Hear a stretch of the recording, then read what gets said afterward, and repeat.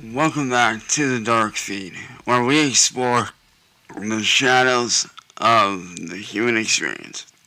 I'm your host, and today we're diving into a deeply personal and troubling story, one that illustrates the complexities of accountability, desperation, and the failures of law enforcement in the face of cyberbullying.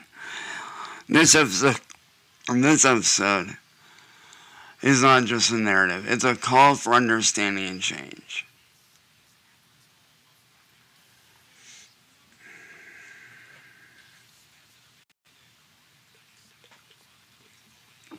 Now, imagine facing relentless online harassment. Trolls who invade your digital space relentlessly, attacking your character, your sanity, and your peace of mind.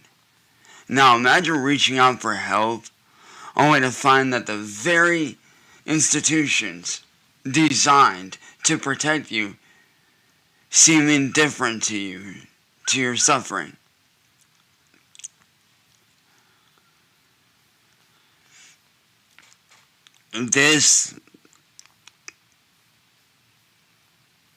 This is the reality many victims of cyberbullying encounter, and it's a reality that can lead to desperate choices.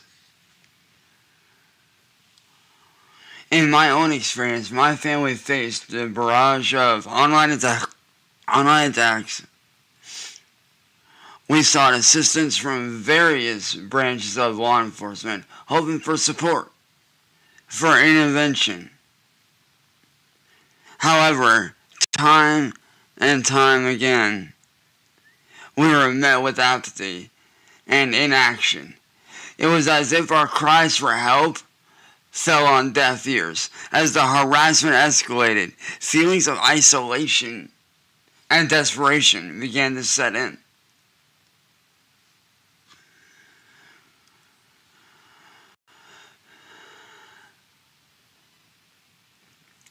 When law enforcement fails to act, it creates a void. A void filled with frustration and rage. The lack of accountability for the trolls and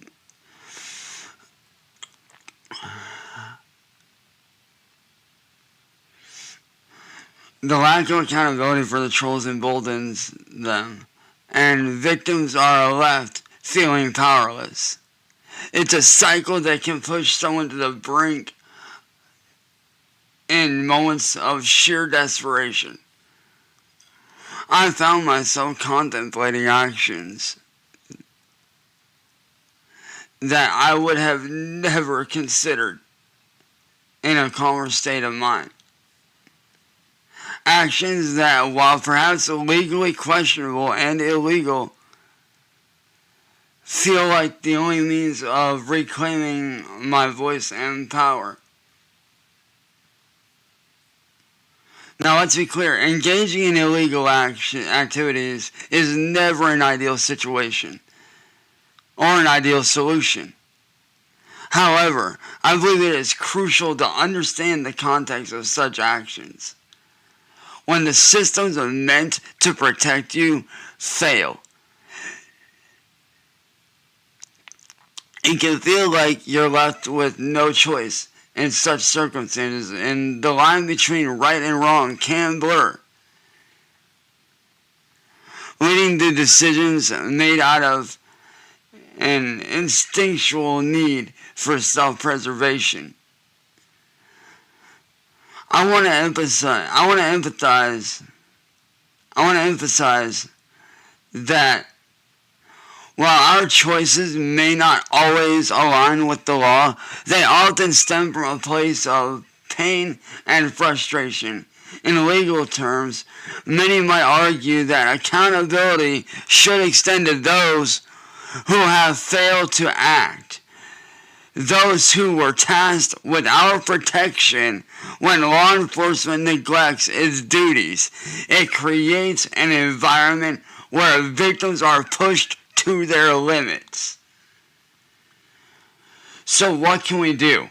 How can we address these failures? First and foremost, we need to raise awareness about the impacts of cyberbullying and the urgent need for better training and resources for law enforcement. Victims must be heard, and their experiences are validated. We need a system that doesn't just react, but actively protects and empowers those in distress. To anyone out there who feels trapped in a cycle of harassment and desperation and despair, remember, your feelings are valid.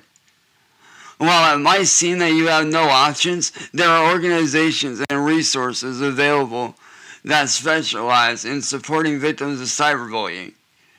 Reach out and seek help. And don't hesitate to share your story, because together we can create a culture of accountability and change. Thank you for tuning in to today's episode of The Dark Feed. If you or someone you know is struggling with cyberbullying, reach out for help. You're not alone. And there's hope for a brighter tomorrow. Until next time, stay safe and take care of yourselves.